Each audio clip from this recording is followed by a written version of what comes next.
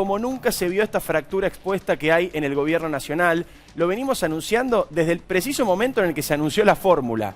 Ya no después de las PASO, ya no después de las elecciones, ya no después de Vicentín. Directamente, desde el primer momento en que Cristina Kirchner anunció la fórmula, dijimos que el poder iba a estar centrado y concentrado en las manos de Cristina Kirchner, y así fue, y así es, y es cada vez más claro y notorio. Quiero arrancar con una prueba de esto que estamos diciendo de estricta actualidad, y después me meto directamente en el análisis político del asunto. Fíjense lo que pasaba hoy. Hoy pasaron dos cosas muy fuertes.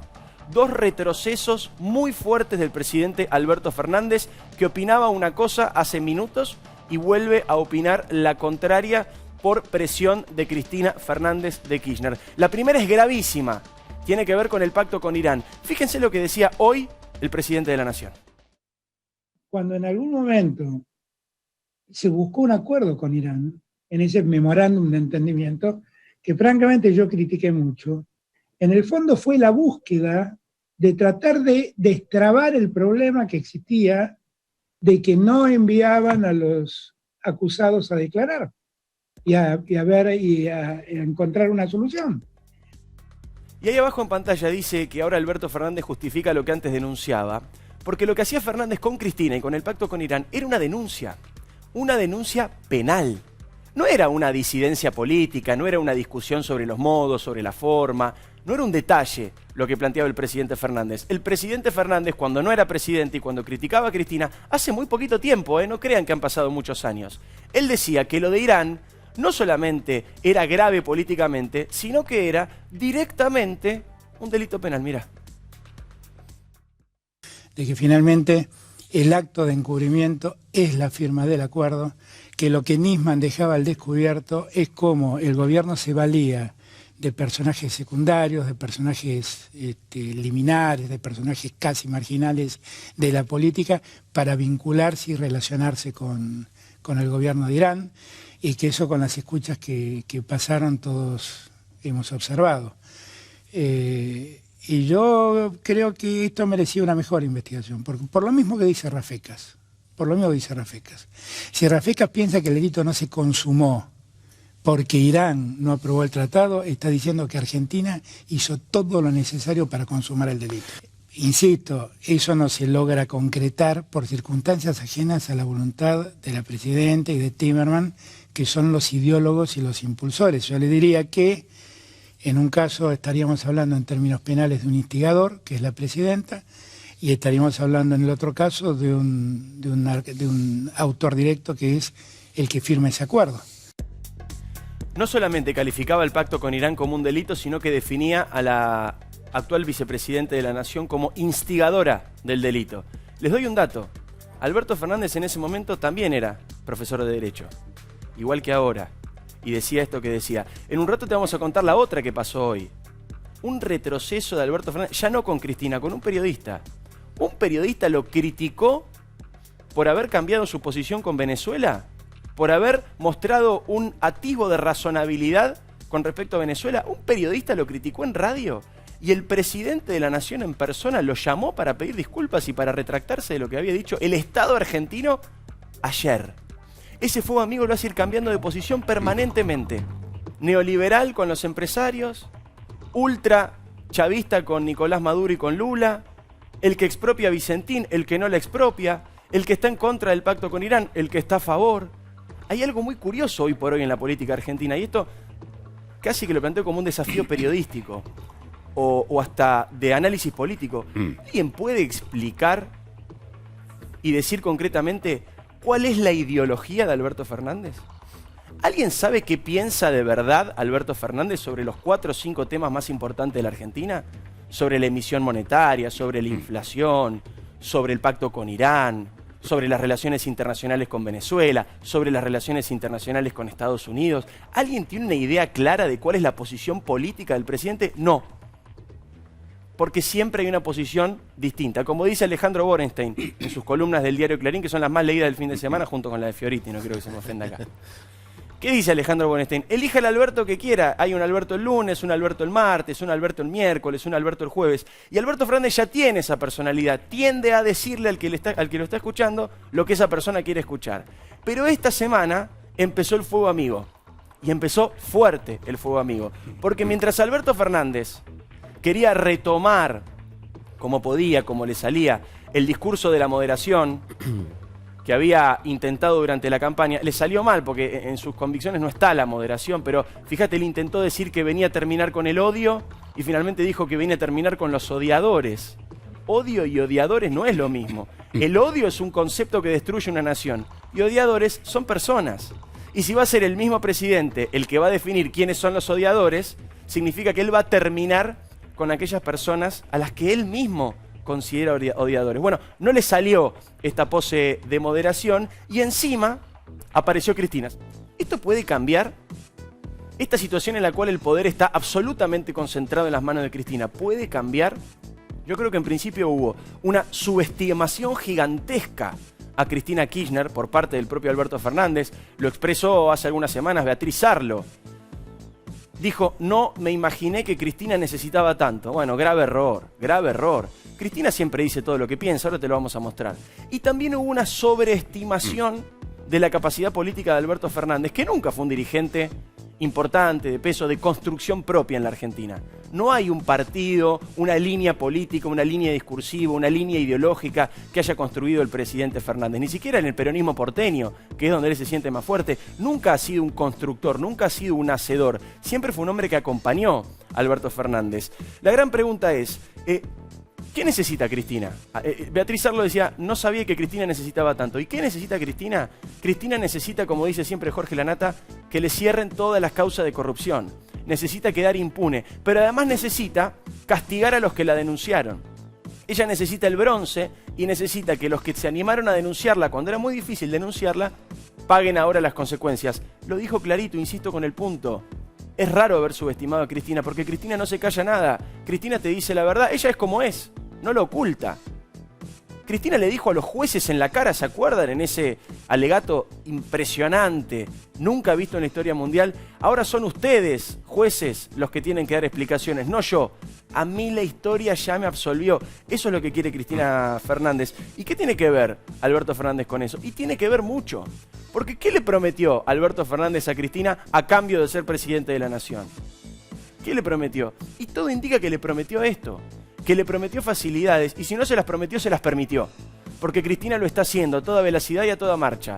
Está yendo contra todo el sistema judicial para quedar libre de culpa y cargo, para que sea una especie de error de la historia todo lo que pasó y que los argentinos nos olvidemos de lo que ha sido su gobierno y los altísimos niveles de corrupción. Pero de golpe, claro, aparece Fabián Gutiérrez y nos volvemos a acordar de todo, porque tenemos mala memoria, pero buenos reflejos en la República Argentina. ¿Se acuerdan cuando Cristina dijo hay que tenerle miedo a Dios y un poquito a mí? Mírenlo, porque se debe estar acordando Fernández todos los días de esta situación. Tenía aterrorizado a todo el mundo, pero no hay que aterrorizarse, solamente hay que tenerle temor a Dios. Y a mí, en todo caso, también un poquito, solamente hay que tenerle temor a Dios. Y a mí, en todo caso, también un poquito, porque la verdad... Y los aplausos, ¿no? Hay que tenerle miedo a Dios y un poquito a mí. Los aplausos estallaban en ese momento. Bueno, esto sigue pasando. Le tienen miedo a Cristina. Le tienen miedo a Cristina. Fernández, el presidente, le tiene miedo a Cristina. Por eso va y viene todos los días.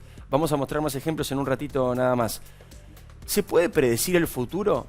¿Podemos pensar qué va a pasar con esta dicotomía, esta fractura expuesta en el poder máximo en la República Argentina? A veces, como dice Rosendo Fraga, para predecir el futuro lo más interesante es mirar el pasado.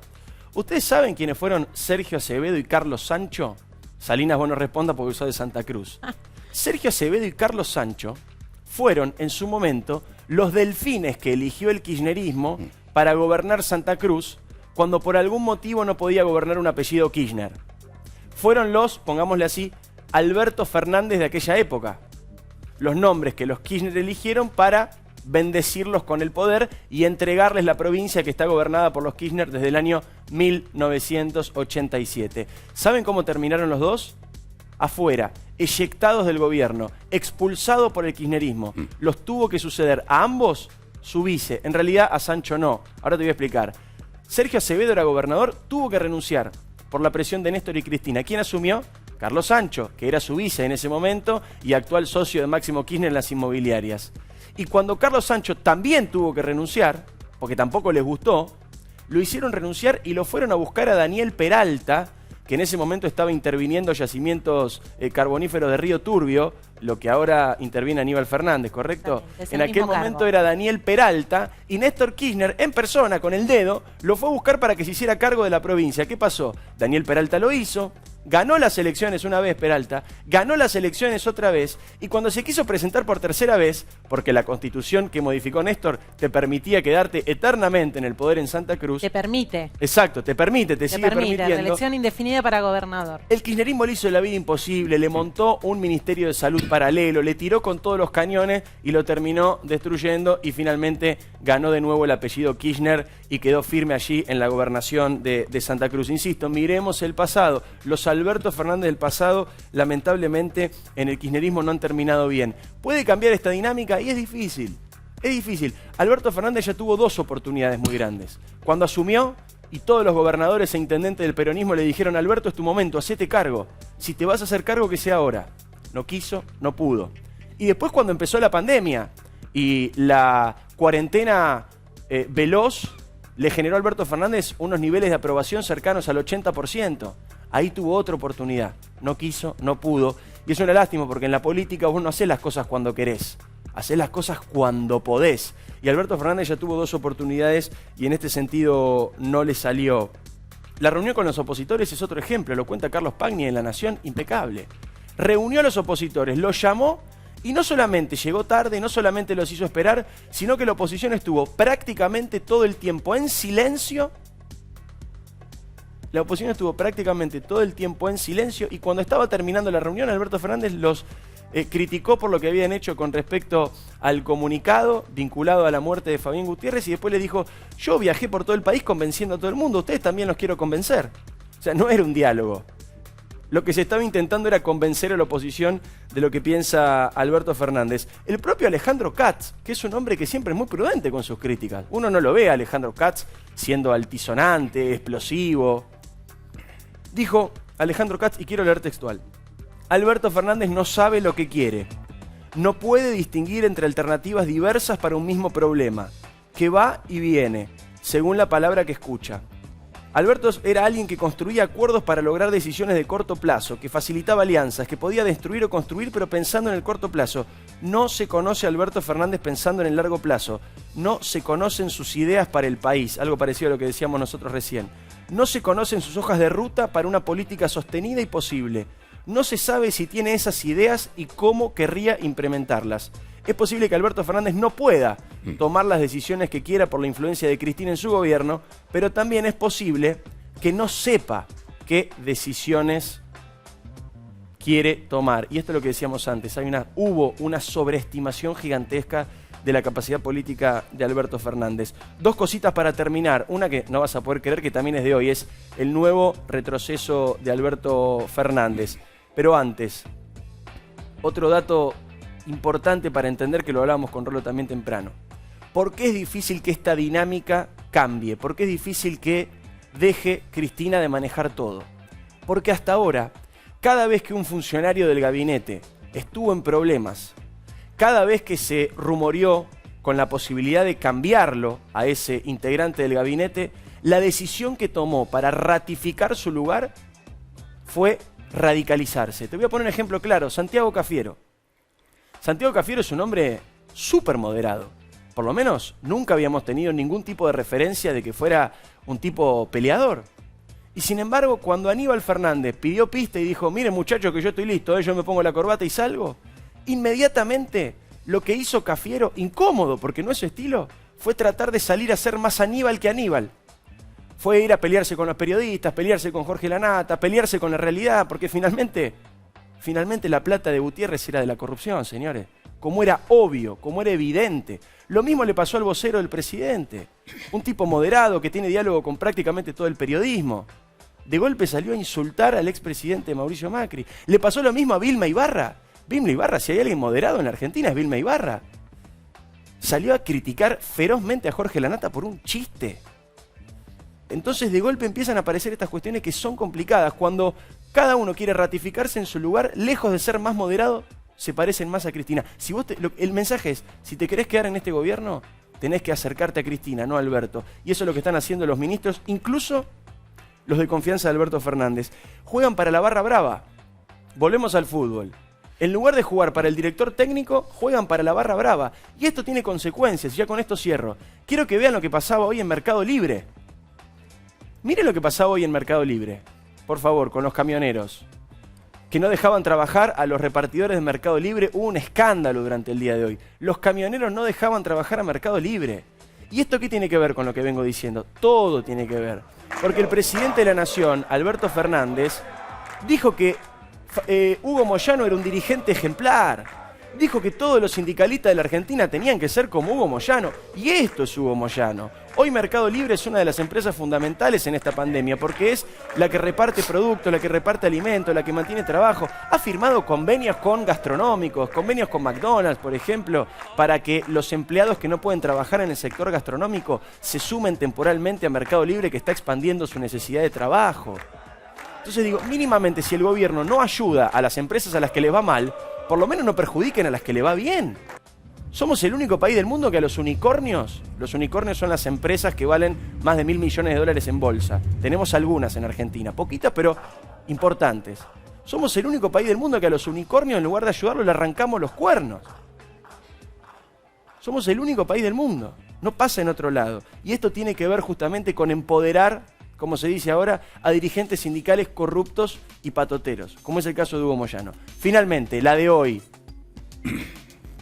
Ayer Argentina había, en principio parecía, todo indicaba, modificado un poquito su posición con respecto a Venezuela y había denunciado lo que pasaba con los derechos humanos en Venezuela, la violación sistemática de los derechos humanos. Había firmado un documento de la expresidenta de Chile, Michelle Bachelet. Muy importante el trabajo de Bachelet porque dice todo con nombre y apellido, pone el número de muertos que hay en Venezuela, son más de 6.000. Argentina había firmado eso. Bueno, ¿saben qué pasó? Se enojó Víctor Hugo, ya no Cristina, se enojó un periodista. Acá lo que estamos mostrando es cómo, a través de una posición editorial de un periodista, el presidente, en medio de la pandemia, a 24 horas de anunciar una nueva cuarentena, lo llamó presuroso para salir al aire y decirle que no había dicho lo que dijo ayer. No el presidente ya, el Estado argentino en representación diplomática. Lo llamó Víctor Hugo. ¿Se acuerdan como cuando Néstor Kirchner lo llamó a Víctor Hugo por para $2? Decirle que no había comprado $2 millones, que en realidad era una deuda, un hotel? Y el tipo había comprado $2 millones cuando no se podía. Bueno, pasó lo mismo. Insisto, Víctor Hugo dijo lo que dijo y está perfecto. Lo loco es que el presidente salga. Es impresionante porque en estos minutos que estamos charlando y en esto que te estuvimos mostrando, el presidente le da explicaciones a Cristina, le da explicaciones a Eve, le da explicaciones a Víctor Hugo Morales, le da explicaciones al perro Berbisky, al periodista Horacio Berbisky, y en el medio la gente todavía con una incertidumbre que no aguanta más.